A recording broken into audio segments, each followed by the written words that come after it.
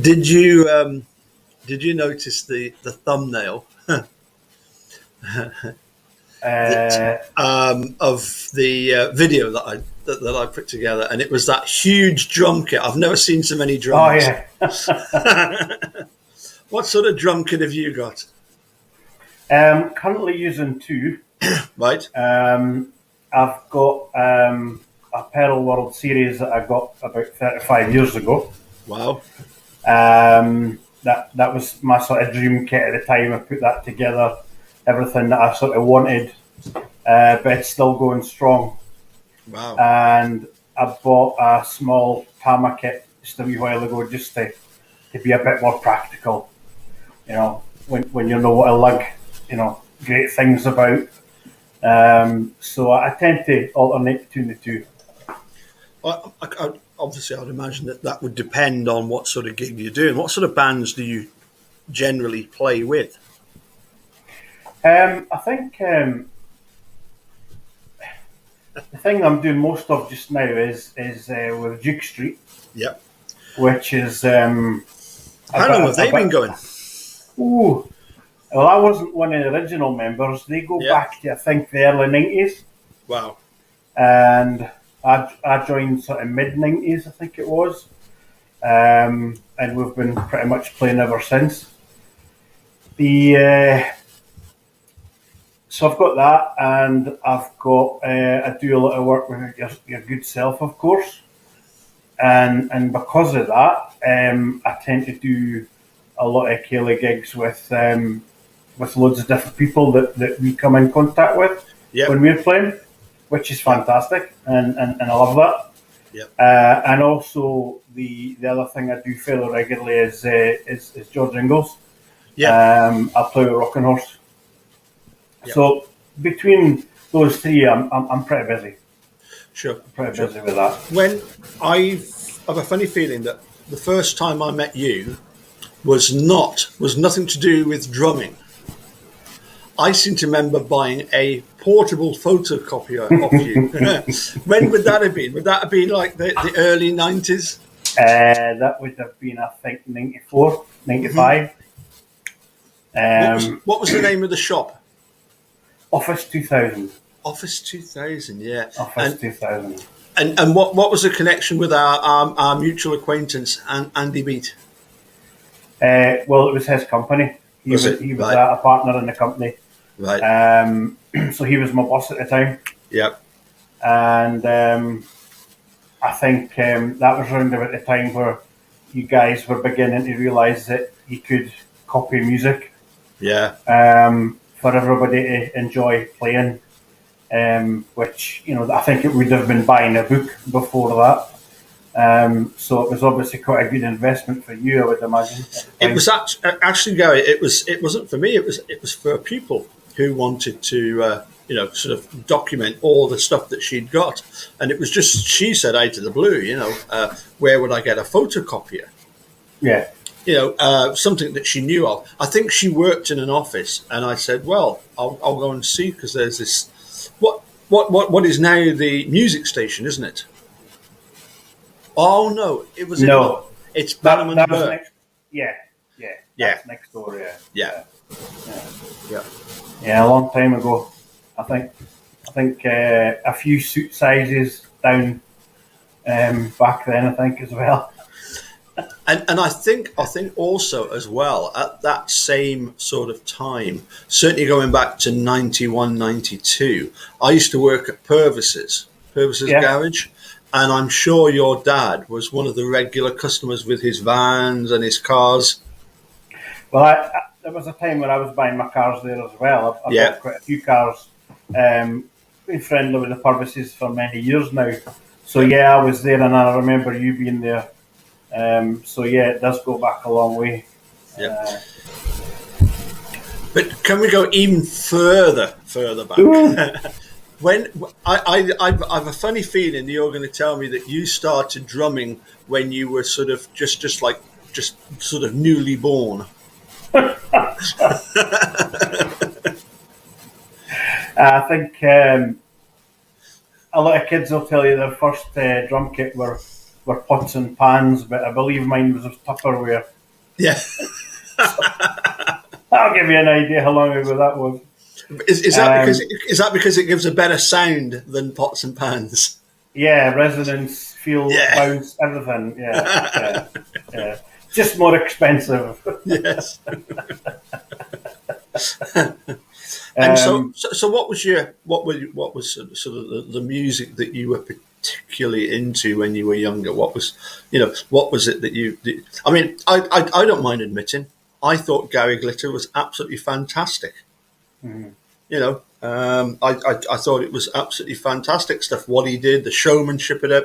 But I mean, I'm going back to the 1970s, early 1970s. Yeah. I spent a lot of time listening to my mum and dad's record collection. Yeah. That was pretty much 60s stuff. In particular, sort of Mersey beat stuff and Oh, Beatles, Searchers, that kind of stuff, right. which I love. And a bit of everything, really, a bit of everything. I I started playing at quite a young age, so I never really developed my own musical taste, if you like.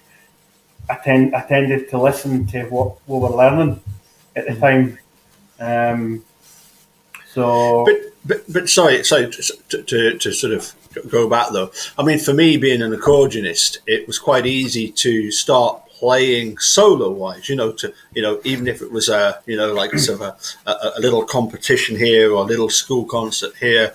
yeah, From about the age of 9, I remember playing in various stuff. But being a drummer, I would imagine you have to do that within the context of some sort of group situation, yeah. So when did you first start playing with various groups?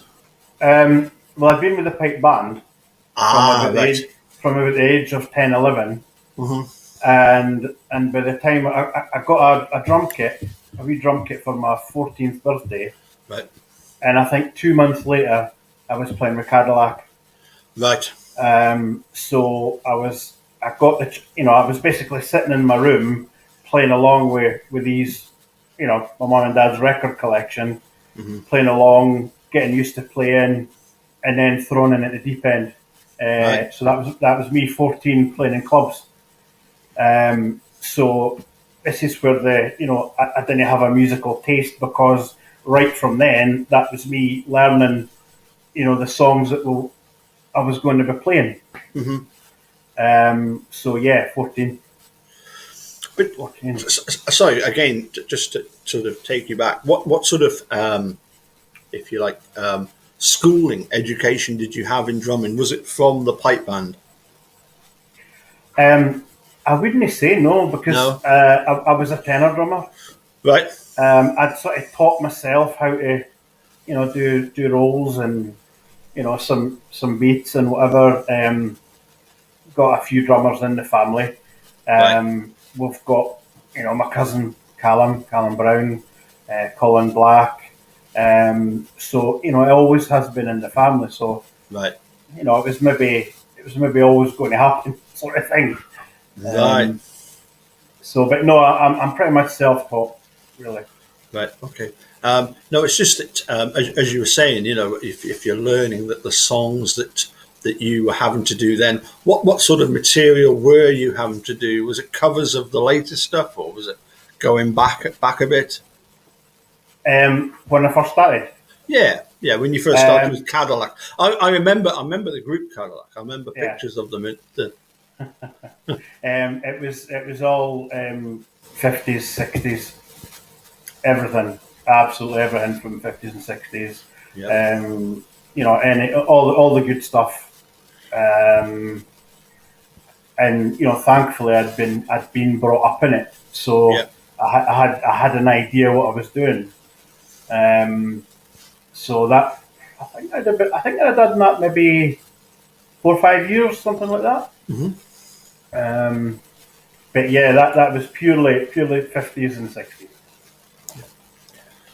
Okay. So I can see obviously with you doing the pipe drumming, that there's a connection to eventually ending up with the likes of myself and others doing the Cayley stuff.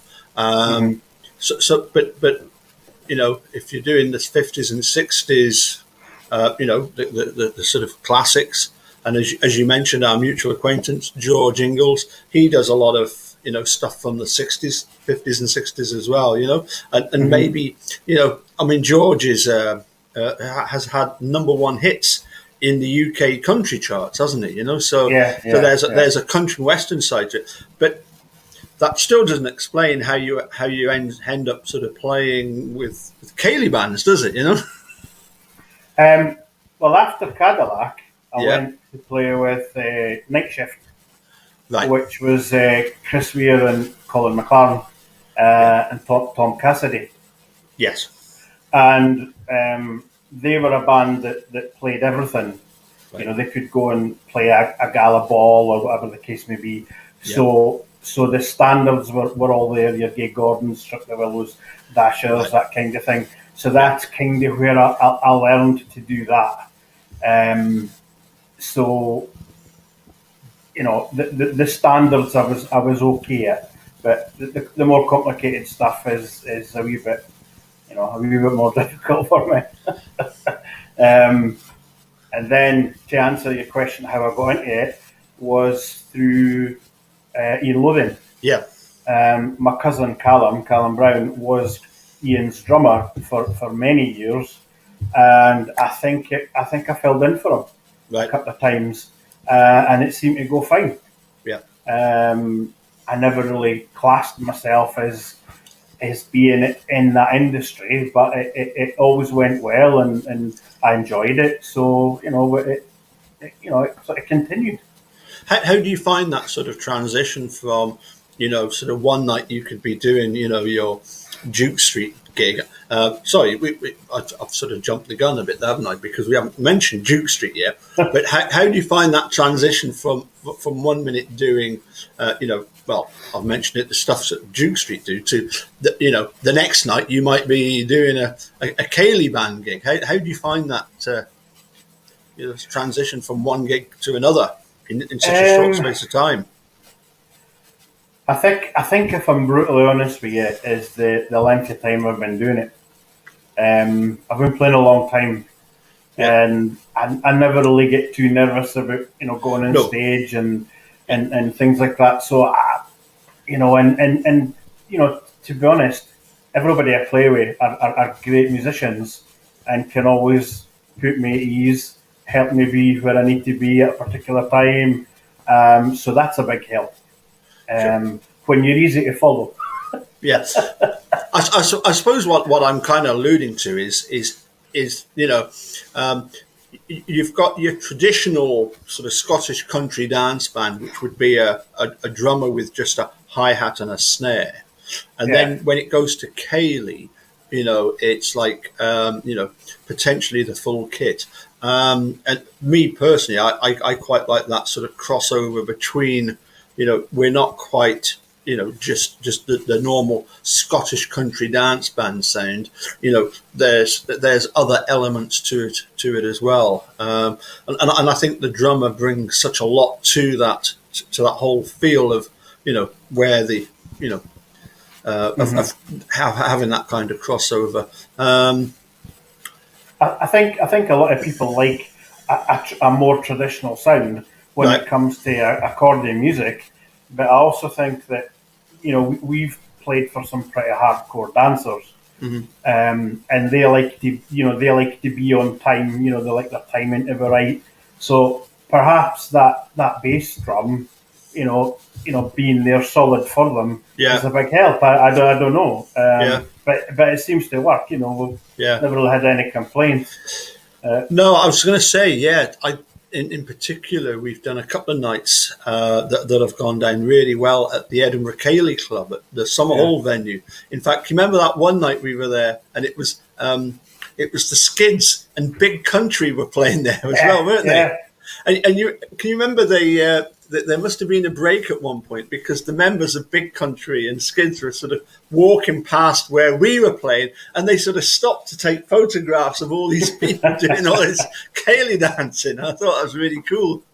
Well, it's only fair. I took their photograph during our break. Yeah. Yeah, I mean, the Big Country, they had quite a few hits. I think the Skids, their big one was Into the Valleys, wasn't it? That was their big. Yeah, I was never into that kind of stuff when I was younger, but I enjoy Big Country. They're a great band. Yeah. I mean, for me, the charts, as I say, back in the early 70s, I followed it right up until about 1975. 1974, 75, and then bizarrely, what happened was I joined the Cub Scouts, Right. and that was on a Thursday night, so I never got to see Top of the Pops because up Right. until then I'd got a I would whatever it was on Top of the Pops, I liked it, I liked all that kind of stuff. It was about 1978 before I sort of got back into watching the odd bit of Top of the Pops for whatever reason. I think club night was changed, or I was in the Scouts in a different night, and for me, I watched. I remember one night, it was Top of the Pops, and there was Supertramp on there, and they were doing their hit, The Logical Song, and I just thought, wow, these guys actually can play. It was live footage of them playing. I thought, wow, that's absolutely amazing. So I suppose what sort of stuff did you like to listen to? Rather than have to play in the band, were there some artists that you particularly liked? Tom Cassidy introduced me to the Eagles, Oh right, and I've always liked the Eagles. yeah, I mean, I've got a wide variety of tastes. Because I've listened to quite a lot of stuff, because I've learned quite a lot of stuff. I mean, the concerts I've been to see the Eagles, AC/DC, Eric Clapton, wow, Def Leppard, 60s bands, the Shadows. I actually really liked the Shadows drummer, Brian Bennett, right, because Brian Bennett was, he was that 60s drummer with that 60s sound, but at the same time, he was a very clever man. He was a composer and producer, so he could be quite technical when he wanted it as well, and I quite liked that. yeah, So from the age of about 14, I started to react to music as opposed to, get involved in it. I remember the first thing that made me go wow was Meatloaf, Dead Ringer for Love. all right, I remember thinking, wow, what is that? Whereas most people my age would probably have been able to tell you what it was and who it was. And then Dire Straits, Terry Williams became one of my favourite drummers when I watched them playing Sultans of Swing with the big power toms, on the live concert. I loved all that kind of stuff. Sure, yeah. No, I can imagine. Obviously, the first band you mentioned was. Sorry, you mentioned obviously Meatloaf. Did you say Dead Ringer for Love? Yeah. Yeah. I mean, for me, the Meatloaf stuff is. I'll be honest. I'm not a huge fan of Meatloaf compared with, for example, Eunice. She's got all that stuff. But what I would say is, listening to this stuff, it's incredibly well produced. And a lot of the time, Meatloaf stuff, it is, rock opera, isn't it? It's a mix of the two. It knows when the music knows when to go loud, when to go soft, when to do all that kind of it. It's not just 3 minutes full on, one tempo, one volume all the way through, end of song. There's a lot more to it than that. So yeah, I can appreciate that, and certainly Dire Straits. I remember listening to Sultans of Swing. I think that would have been about the late 70s as well, wasn't it? Yeah. When MTV first came out as well, Yeah. Dire Straits were featured quite heavily Yeah. with Money for Nothing. Yes. So I was quite young when that came out, so that that got me noticing these things. But I'm also, at this time still playing maybe 3 nights a week by this time. Ah, So busy rehearsing, busy playing. So, I never really had a lot of time for sitting listening to music. But could appreciate it.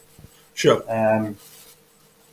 The big drum sound on Money for Nothing, the intro on the Yeah. video, these kind of things captured my imagination. Yeah. I think the next band would probably be Queen. Yeah. I quite like Bruce Springsteen as well. Anything that's Oh, good. Anything that's Bruce good. Springsteen. And unfortunately, I really fancied a girl when I was 16. I started working in a shop in Cheltenham, a department store in the hardware department, selling saucepans. And I met this girl who was a couple of years older than me. She must have been, because her younger sister was in the same year as me. And I thought she was absolutely gorgeous. And she actually lent me the album, Bruce Springsteen, Darkness on the Edge of Town. But Right. then we were supposed to meet up somewhere or something, and it became apparent to me that my hopes, if you like, hopes and aspirations were never going to be fulfilled with this particular girl. Hmm. So Bruce Springsteen still holds this sort of memory of somebody who was there, but was always beyond my grasp, always beyond my reach. So anyway, getting back to what we should be talking about. Yeah. Sorry, I let slip about Duke Street, and I think for most people in the Borders, that's probably who you're most famous as being the drummer with. So tell us a little bit about Duke Street, if you could, please. Ooh, what do you want to know? Well, lineup, what sort of stuff they play. I mean, I've been to a Duke Street gig, and it was a charity do over at Tweed Bank at the community centre. Absolutely fantastic night. Yeah. That was a long time ago. Yeah. Duke Street are the type of band that would try not to play the type of things you hear being murdered every Saturday night. Exactly. We kind of go out our way, to do that. Yeah. So we're picking songs for us is very difficult because of that, and to us it's got to be right. It's got to fit the profile. It's got to tick all the boxes. So there can be a lot of things suggested and get ignored because we've just got certain numbers that we like to do. We're trying not to be too commercial. Never really been a wedding band as such. Since the kind of old days, when they first started off, and then we changed into a more sort of pub stroke event festival type band. And we try and play the type of songs that suit those kind of gigs. If that makes Well, sense. well, I would agree with you to a certain extent. I mean, I still remember some of the songs that you played at that event at Tweed Bank, and I mean, I listened to the whole of the first half, and there were people getting up and dancing. Certainly in the second half, everybody was up and dancing. But in the first half, it was almost like a little bit of cabaret, where you did quite a selection of stuff. I seem to remember there must have been something sort of REM type stuff. But what really blew me away, of course, was Pink Floyd and Comfortably Numb. I have never ever heard a band, tackle something as epic as Comfortably Numb before, Yeah, and that yeah. and that was like fantastic. That paid for the ticket price alone. That just that. Was it a freebie or was it tickets? I think it was tickets. No, I think it was tickets. I was thinking it was tickets, but was it not for raising money for a charity? It was for Bang Borders National Needs Group. That's it. Yes, Yeah. yes. yeah, yeah, yeah. Um, Whose idea was it to include a Pink Floyd song? And I mean, let's face it, Pink Floyd. They've had some number one hits, like Another Brick in the Wall. But to do Comfortably Numb, yeah. it's such a superb track. I mean, I think a lot of it is to do with Keith, our guitarist, Keith Burrs. He's a very, very capable player. It's possibly him that suggested it. I can't really remember now. Of course, it's our version. Yeah. We would never try and emulate the sounds that they've got. So it is our own version. But once again, it had to be good enough that we would we would play it, or it just wouldn't happen. But the guys just seem to be able to produce this sound which is quite close to it, and I love playing it. It's Yeah. we never we don't always play it because it can slow things down a wee bit. If you're at a fairly upbeat thing, you've only got a Sure. half-hour set or something, then you're wanting to hit Yeah. everybody fairly hard, and that can reduce everybody to sitting down again. But I love playing it. It's a great number. I get to show off a bit, but Keith is absolutely fantastic in it. I mean, he really is. He's a superb guitarist, and makes a cracking job of it. Yeah, I must admit, I'm one of these. I don't mind in the slightest if people are up dancing and then the next minute they all sit down again because you've played something, because it makes them look forward to the next opportunity to get up and dance. And that's one of the things that we do quite well. I feel with the Ceilidh band is Ceilidh band and disco is we'll do 2 or 3 disco tracks. People can get up and dance if they like or if they want to. But by then sort of promoting the fact that, the next Ceilidh dance is going to be such and such, so get yourselves, and then everybody's looking forward to it. It kind of breaks it up, so. Yeah. We seem to play a lot of gigs nowadays where, there's small festivals or the festivals and, you're only getting half an hour, quarters an hour sets. Yeah. So we tend to, it tends to be the harder, hitting stuff, if you like. Yeah. Yeah. No, I love playing it. It's great number. Yeah. You never know. We might bring someone else in with Pink Floyd. You never know. Yeah. You never that'd know. be good. Yeah. Yeah. And I think that track "Comfortably Numb," it's from a hugely popular album. So even if people couldn't exactly say who the track is, who it's by, what it's called, they would recognise it as something that they've heard before, and I think that's great stuff. I mean, obviously you also play stuff. I remember T-Rex, one of the T-Rex songs, and Jam, and so you do play quite a variety of numbers, don't you? Oh, it's a crazy mix. I mean, one of the things that I still laugh at is not laugh, but wonder in the mix is things like Prince, Purple Rain. Yeah. It's just not a song we would expect to play, but we do. Yeah. And everybody loves it. Yeah. Everybody loves it.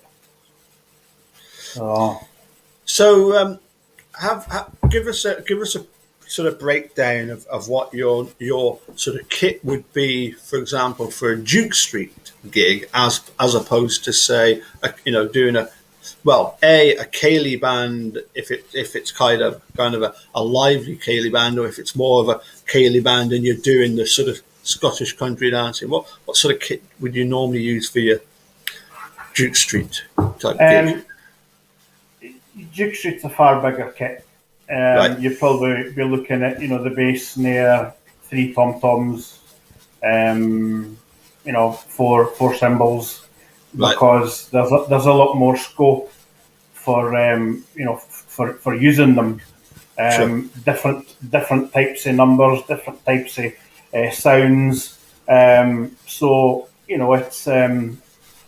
it's it's easy to use that full kit. Whereas with a Ceilidh, there's a lot more concentration and focus on the snare, for instance. So, and with George as well, with Rocking Horse, again, it's much simpler. I'd probably use bass, snare, tom tom, couple of cymbals. Right. Just to keep it, that bit more basic, if you like. They're a trio, so you have to keep it realistic. Yeah. Keep it a bit straighter. Yeah, I must admit, when you've got George and Scribble, Ian Cameron playing together, they've been doing it quite a while now, haven't they? They have. I mean, Yeah. George makes no apologies. He's been doing the same stuff a long time because it's what everybody likes. Yeah. It's what works. Yep. So thankfully, it's a band that you didn't need a lot of rehearsing for. So it's relatively easy for me to go and play with them because I've actually been probably playing off and on with George since I was about 14, 15. Wow. Yeah. So again, a long time as well. So you reminded me of something then when you said about sometimes up to 4 cymbals. So would that be like 3 cymbals and the 2 hi-hats, or are you counting the hi-hats as 2 cymbals and 2 other cymbals? Hi-hats, a couple of crashes, splash and a ride. Wow. So 5. So 4 cymbals plus the hi-hat. I missed the wee one out. Yeah. You've reminded me of something, and I'm going to ask you about it, but I'm going to write that down because the first thing I want to ask you about is, have you ever forgotten your cymbals? Yeah. I'm going to say, because our mutual friend at the music station once turned up at Waverley Castle with me, minus his cymbals, and that completely threw him. I've also turned up without a stool. Oh, drum right. stool. Yeah. I think I've turned up without a bass pedal, and I think I've turned up without a snare drum as well. So Never. I've done it all, I think. Yeah. Have you ever come across a cymbal called a sizzle cymbal? Is that one that's got rivets in it? Yeah. Yeah. What on earth is the thing? I remember Hector wasn't able to do a gig with us one night, and I was doing this thing. I think it was 3 of us. I think it was me, Hector's son Ian, and Hector got us this other drummer to come along and play with us. But it's for the students, Edinburgh University students, but it's at the officers' club. So the idea, that they fast track some of the top students from the university to the officers, whether it be RAF or Army.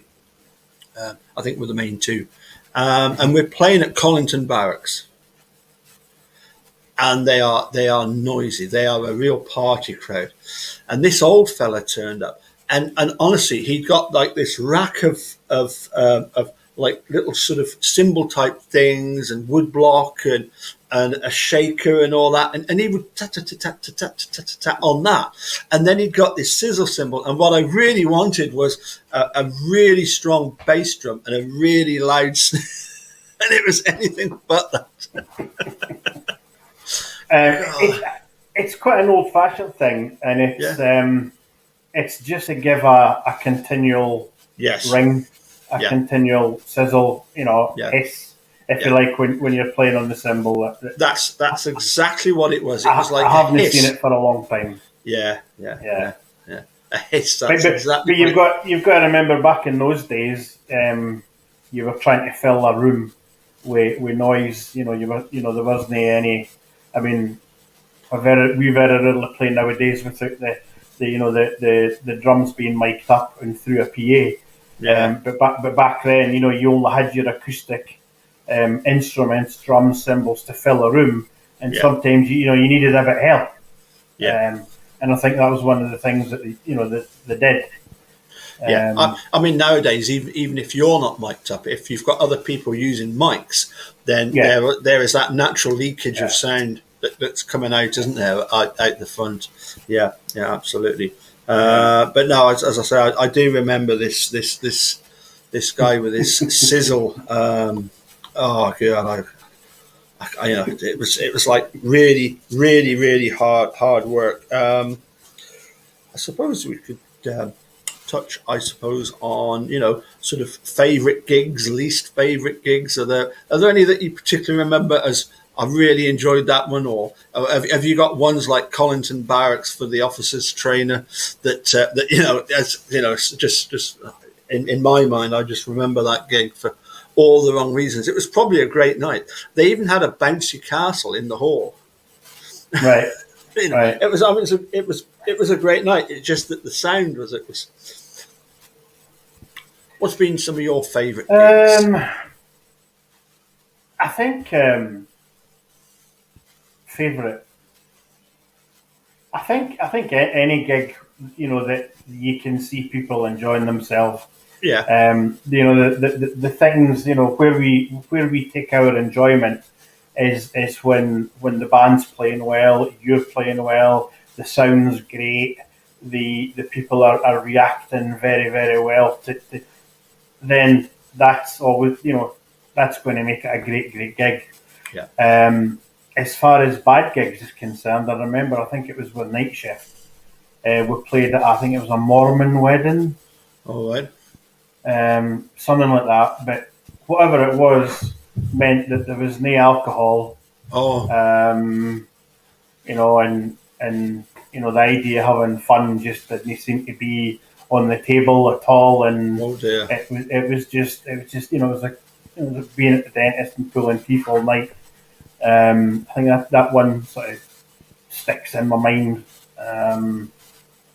There's been bad gigs because things have went wrong or things like that, but it's. I think I've been quite lucky, really. Probably because I've played with some really good professional people. That have never let us down, and it's been nice playing some of the festivals.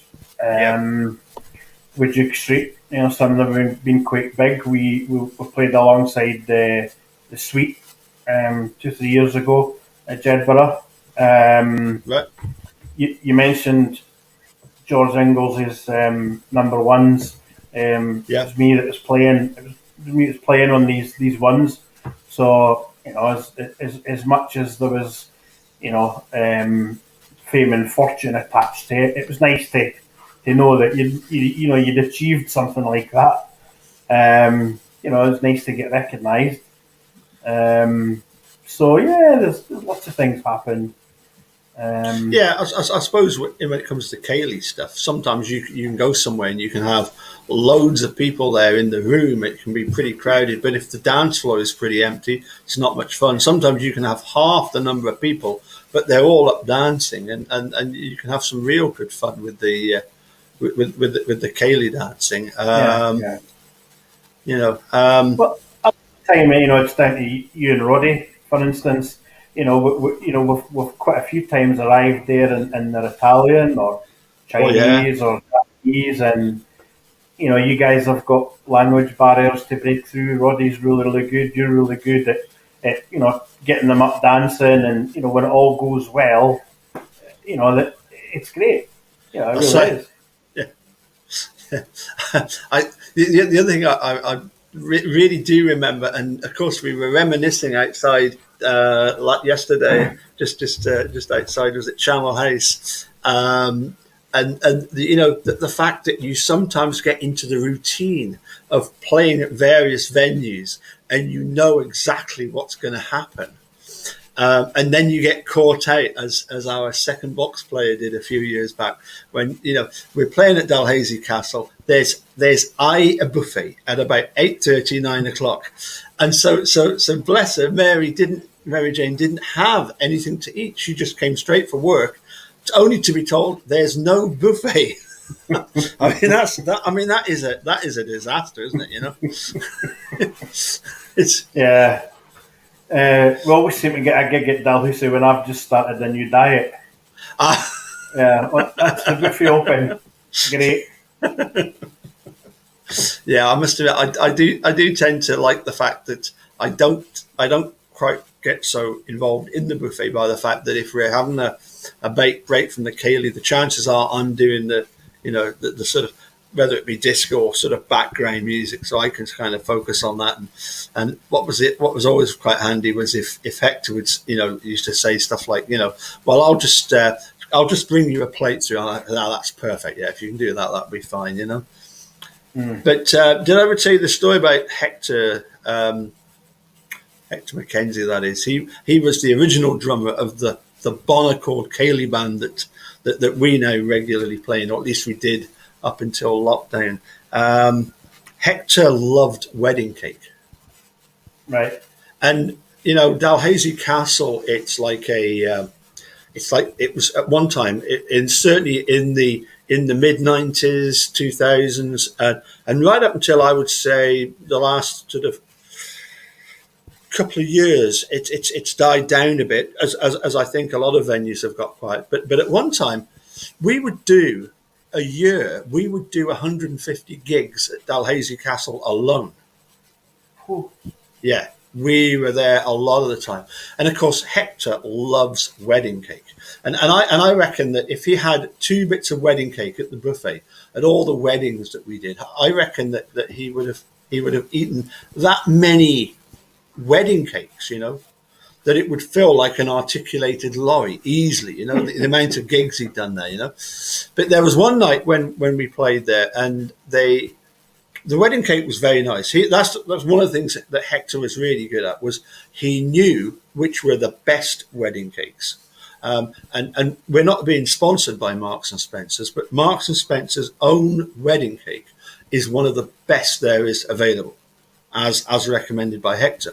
But anyway, this one night, he was dropping Dave Nisbet back at Dave's flat, you see. So he'd had a bit of wedding cake, but there was a couple of bits left over. But they were in these little boxes, presentation boxes. The bits, slices went in, So I said to Hector, just take you like the wedding cake, just take one for yourself and and Dorothy, oh no, I couldn't do that, So anyway, I grabbed hold of a couple and presented one to him at the end of the night, and I said, there you go, a piece of wedding cake for you.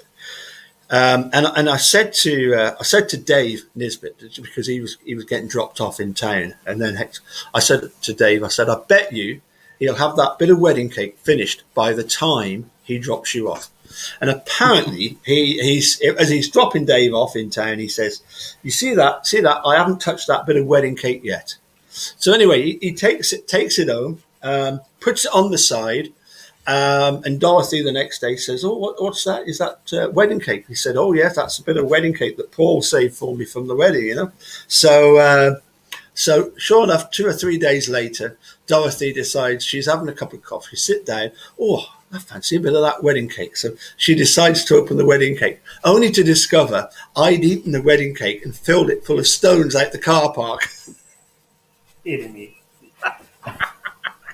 I remember one time we were playing at the McDonald Cadrona Hotel, Yeah. Peebles. Yeah. And I just started a diet, a week or two before that, and I was doing all right.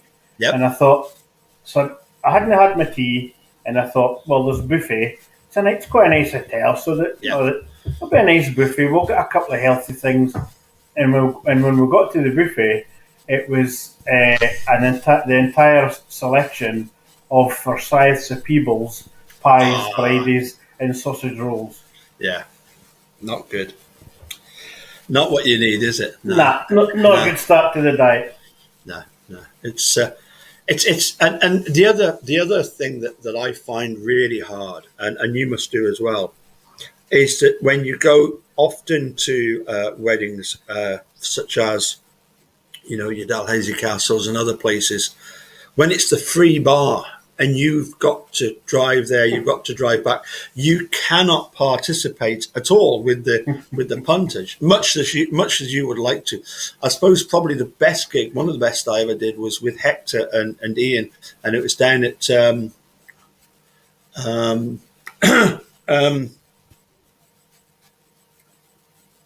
the road from Bigger, Broughton. Right.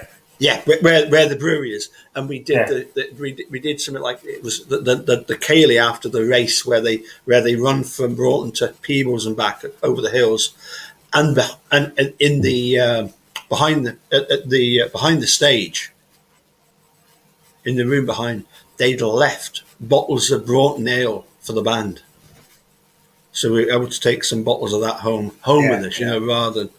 But no, it is hard going indeed. Well, how many times have you had? Do you want a drink, son? Water. Oh yeah. I mean, it's such a common one, isn't it? What can I get you a drink? Oh, Coke, please.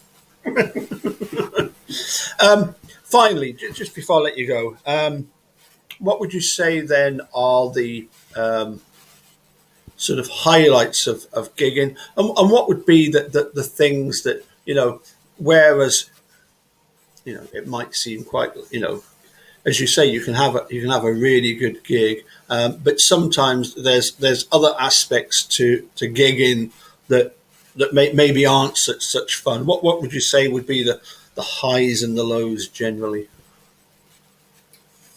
I think the time you spend away from your family, really. Yeah. I mean, I've had my kids a bit later. I'm 52 now, and they're 13. So, I have spent a lot of time away from them. I think the last year, by the way, it'll be a year next week since the last gig. Yeah. Since that gig. So I think the last year's maybe made up for that a wee bit. No, that's always always the one. But I don't have any other hobbies. I don't. Some people will go on a golf course, whatever. I don't. So it's the only thing I do. So and I've always done it. My wife Debbie, she's an angel for putting up with that. But again, she doesn't know any different because I was doing it when I met her. So I think that's the only thing really, and time on the road as well. It's being on stage we enjoy. Not the lugging stuff about and driving there and whatever. But it's just all part of it. It's always been like that. Yeah. I'd have to say that for me, I would say that 98, 99% of the people that you work with are wonderful people. Yes, you're always going to get the odd bad apple, but I would say that by and large, everybody's realizing that in order for everybody to have a good night, everybody needs to work together, and there is this sort of pulling together, which I think it's really good. I mean, it's kind of funny how I'm often thought of as being, if you like, the sort of leader of the band or the group, and I'll never forget going over to northern Italy with Dave Sanderson, obviously Sid, and we went with a few other pipers and dancers and stuff, and just the great fun that we had there. There was one. We went to this one hotel, and I should explain, we went there sort of representing Scotland in northern Italy at this music festival, and there was a load of people from Ireland there as well, so musicians, but they love to keep the bar going till late at night. Well, I knew perfectly well that the bus was due to come and pick us up 11 o'clock in the morning. You meant to get your breakfast between 9 and 10 so that you're ready for the bus at 11. come 9, 10 o'clock, no sign of the Irish that had been up till like 4 in the morning, you know. So I rounded up, I rounded up Sid and a couple of the other pipers, and I said to the manager, I said, which rooms are the Irish in? And he said, well, they're all along this one corridor. So I took the pipers and got them to march up and down outside their rooms, practicing the pipes. And I must admit, I don't think I was Mr. Popular that day. But no, it's that's one of the things that does fascinate me. I must admit, and this isn't just you at all, Gary, but the number of times that you know a drummer will arrive early, but they will wait till I've got there in order to then sort out everything. You know, it's that's quite a funny one. Neil's the same. I think Hector, in fairness, yes, because he kind of ran the band. He would go in and sort of make himself known and get stuff sorted out. But yeah, it's. I think as much as we didn't like to admit it, I think every band's got a leader. Yeah. I think you know it's a natural thing, you know, for one person, you know, so there's less confusion. It could be the person that does the gigs. It could be, you know, and I think there's always somebody that needs to keep everything, you know, ticking over. And it just so happens that's you. You know, I mean, I think some of the funniest nights I've had have been, you know, like you mentioned about Roddy, but I mean, I'm thinking of nights when we've gone out, you, me, and Trigger, and they've been absolutely brilliant. Oh yeah, I mean it's great. I mean, you know, part of playing in a band isn't about having. I'm not suggesting for a minute you're not great musicians, but you know, you need to have people that you can work with, you can trust. You know that you know are going to do what you want to do, and you know keep everybody happy. No all bands have got that, you know, which is why there's a lot of infighting and arguments and things like that. You know, I like to think that anybody I've played with over the years, you know, we're still very good friends. Yes. You know, now, you know, I think you develop a kind of better bond with bandmates than you do, you know, normal friends, if you like. Yeah. So I think where we get the confidence to get up on a stage is partly down to because you know the person sitting next to you is going to play their part and make you look good and make the band sound good and look good and you know that's what it's all about. Absolutely, you've touched on something there. I mean, absolutely. You know, it's only the people that get up on stage that know what it's like to be up on stage, and everybody else hopefully is you know, most of the time they're having a really good time. One of the things I learned from Hector was just how to be like, you know, be friendly with the audience, engage in a bit of banter with them, you know, have a bit of laugh, you know, and I think it is really good, and I think the fact that, you know, one of the things that I find with the Ceilidh stuff is the fact that we're all playing the same stuff, and I just wonder if in the sort of, if you like, the function band world, I suppose to a certain extent they're playing this. You know, most function bands will play the same sort of. There will be certain set tunes in the repertoire that they tend to play, but certainly when it comes to Ceilidh, it's like everybody can just fit in together, just like that. You know, we're used to being involved in, if you like, a session with other musicians, whereby you just kick off. That's one of the things that's that's always not surprised me, but you know, the amount of musicians we've played with, you know, in our band, in our Ceilidh band, is astounding, you know, for me, which is great because, you know, we get to play with all these brilliant players. But a lot of musicians, are they keen on that because they like everything to be, the same as it's been rehearsed Yeah. and whatever. So, I enjoy that. It's different things. I mean, with a function band, you're kind of doing battle with the crowd because generally if it's a wedding, there are people that don't know each other, and you're trying to motivate them and get them going, and things like that. Where there's, with the Cayley, we tend to be there for a reason, Yeah. and that's so that they can dance, Yes. which is great, which is fantastic. Yeah. And with Duke Street, they've got their sort of niche in the crowds that we play, and George has got his thing as well. So I consider myself quite lucky to be, in that situation. Yeah. And no, I'm not arriving somewhere thinking, what's this going to be like tonight? Are we going to have to do battle with them? I mean, I remember having to play things like snowball waltzes just to try and get them on the floor.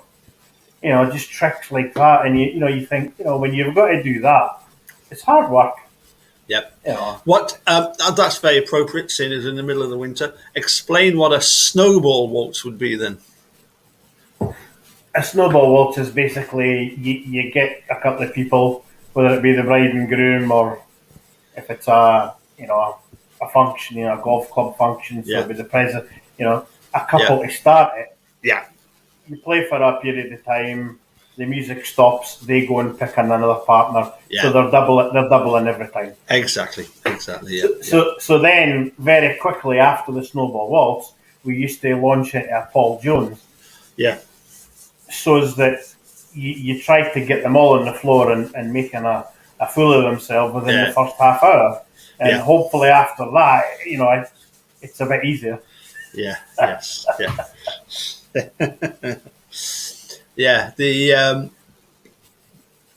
You've reminded me of some nights at Selkirk High School, in particular, for example, where we've had the elimination waltz, where you've had to play for all the kids there to eventually go and get their buffet, and that's been quite hard going, hasn't it? It's been quite a long night. Yeah. Anyway, Gary, it's been excuse me, great to have another chat with you so soon after yesterday's brief encounter, and thank you very much for coming on. And I'm just delighted that you've had a drummer on. Well, obviously there was no musicians free tonight. Well, do you know the thing? The thing is, I did. In fairness, I did. I think I've mentioned to Neil, and I definitely did get in touch with Tam.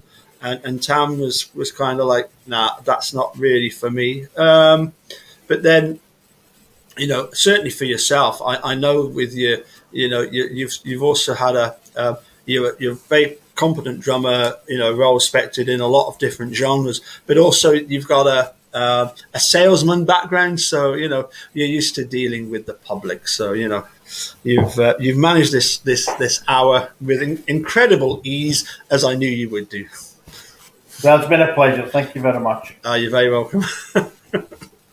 And let's hope that it's not too long before we're back out doing some gigs again. That'd be nice. That'd be really nice. That'd be really nice. I just hope I can remember what to do. Well, it's the one good thing is that I have been doing a lot of practice. I have been putting out regular videos on YouTube of not just the Cayley stuff, but a whole load of stuff. So I've not sort of allowed sort of things to rot, as it were. But yes, there will be a certain amount of blowing off of the cobwebs. Once we get back to back into full swing, which hopefully won't be too long. But no. Well, give my best wishes to your lovely wife and kids. I will do. And same at your end. Thank you very much, Gary. And we'll see you soon. See you soon. Cheers. Bye for now. Bye. Bye bye.